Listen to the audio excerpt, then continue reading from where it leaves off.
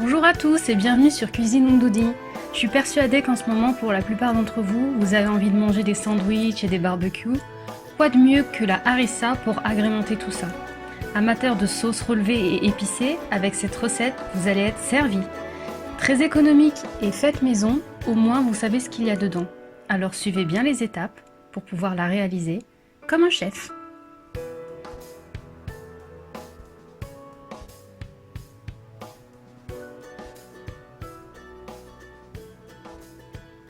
Avant de commencer, si vous êtes nouveau, n'oubliez pas de vous abonner et de cliquer sur la cloche pour recevoir toutes nos nouvelles recettes. Et bien sûr, le petit pouce bleu qui me fait toujours très plaisir. Il vous faudra tout d'abord 500 g de piment fort. Vous pouvez aussi bien utiliser des piments forts que des piments de Cayenne ou des piments d'Espelette.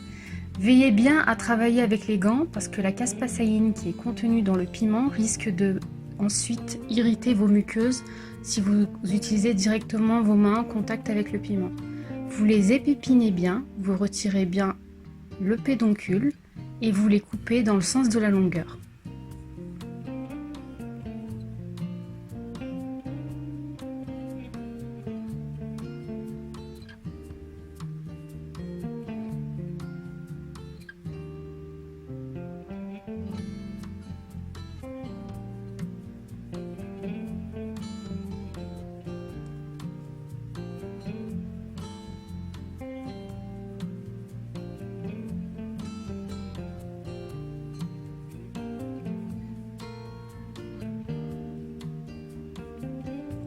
Ensuite, suivant ce que vous avez chez vous, vous pouvez aussi bien utiliser un autocuiseur qu'un petit dispositif pour cuire à la vapeur ou bien un couscoussier. L'idée, c'est vraiment de cuire nos piments avec de la vapeur pour garder tous les nutriments. Si vous les cuisez à l'eau, vous risquez de perdre toutes les vitamines dans l'eau de cuisson. Ici, on va utiliser le micro-ondes, donc réglé à 10 ou 15 minutes à puissance maximale, en position micro-ondes et pas en position grill, et on lance la cuisson.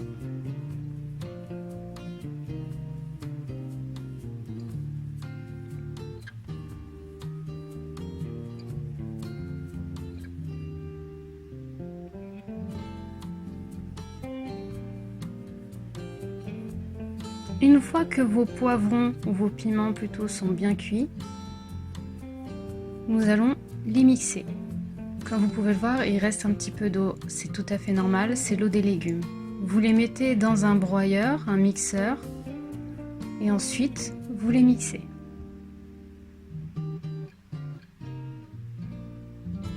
Ici, notre broyeur est un peu plus petit, du coup on fait étape par étape.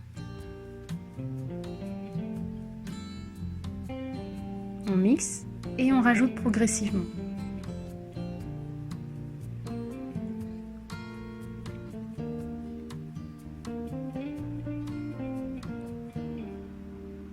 Bien évidemment, une harissa sans épices n'a aucun intérêt. Rajoutez 8 gousses d'ail et puis une cuillerée à café de carvi, une cuillerée à café de cumin et une cuillerée à café de sel.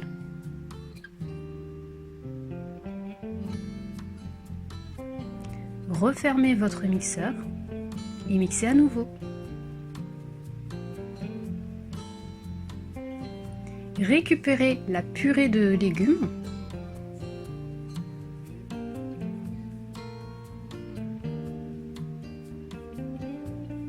Comme vous pouvez le voir, déjà la couleur est très chatoyante. Rajoutez 150 ml d'huile d'olive, extra vierge si possible, la plus pure si possible. Vous mélangez progressivement pour bien faire pénétrer plutôt le mélange de piment avec l'huile d'olive. L'intérêt de l'huile d'olive dans cette recette, ça va permettre la conservation de votre sauce. C'est très important de bien mélanger. Prenez un bocal que vous avez préalablement stérilisé et nettoyé et mettez-y dans ce contenant votre sauce. L'avantage de l'huile d'olive, c'est que vraiment vous allez pouvoir la conserver longtemps. Rajoutez-y encore un petit peu au-dessus. Rajoutez-en encore un petit peu au-dessus. et conservez votre peau à l'abri de la lumière et de l'humidité. N'oubliez pas de vous abonner et de cliquer sur la cloche pour recevoir toutes nos nouvelles notifications. Comme vous pouvez le voir, au final, vous avez créé votre propre harissa maison avec quelques ingrédients. Ça ne vous a pas demandé énormément de temps. Et en plus de ça, vous imaginez bien que le goût est encore meilleur que celle que vous avez achetée dans le commerce. Vous pourrez la déguster sur de la viande ou bien dans un sandwich, dans un kebab. Votre imagination est libre. L'huile d'olive est une huile pleine de vitamines et de nutriments. Donc c'est une sauce idéale, diététique et riche en goût. Si cette recette vous a plu, n'oubliez pas de me laisser un petit pouce bleu vers le haut. Merci d'avoir suivi cette vidéo et à bientôt sur Cuisine Oundoudi pour de nouvelles recettes pleines de goût et de saveurs.